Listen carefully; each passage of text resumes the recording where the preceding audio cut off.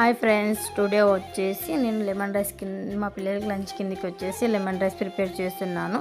అయితే నేను చిన్నప్పుడు ఒకటి చూశాను, రియల్ స్టోరీ ఇది వచ్చేసి. అయితే చిన్నప్పుడు ఒక ఫ్యామిలీ ఉండేది మా ఊర్లో వచ్చేసి.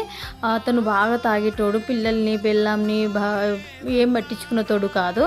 కాకపోతే అసలు ఆ భార్య ఎంతగానో కష్టపడి పిల్లల్ని కూలిపోయి చదివించుకొని పెద్దగా చేస్తుండేది. అయినా కూడా తను ₹1 అంటూ లాభం ఉండేది కాదు. పైగా అసలు ఆయన ఇంటికి ఎప్పుడు వస్తుండో ఎప్పుడు పోతుండో కూడా పట్టించుకునేతోడు కాదు. కానీ ఆ పిల్లలు అయిన వాళ్ళు కూడా దగ్గర తీసేటోళ్ళు కాదు. ఎవ్వరు వాళ్ళని, మా చుట్టాలు మా బంధువులు అయినతోళ్ళు కూడా వాళ్ళని దగ్గర తీసేటోళ్ళు కాదు.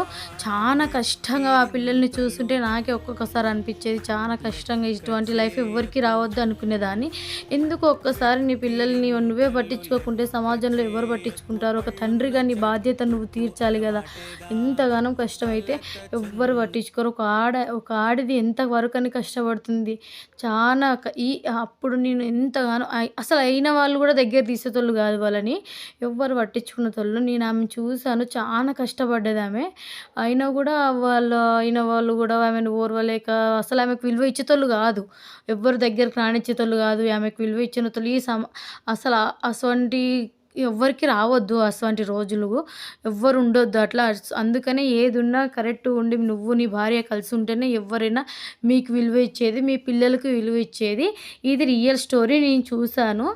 చూడండి, ఇప్పటి నుంచి ఇది పార్ట్గా చెప్తాను. నచ్చితే లైక్ చేయండి, సబ్స్క్రైబ్ చేయండి. Thank you for watching.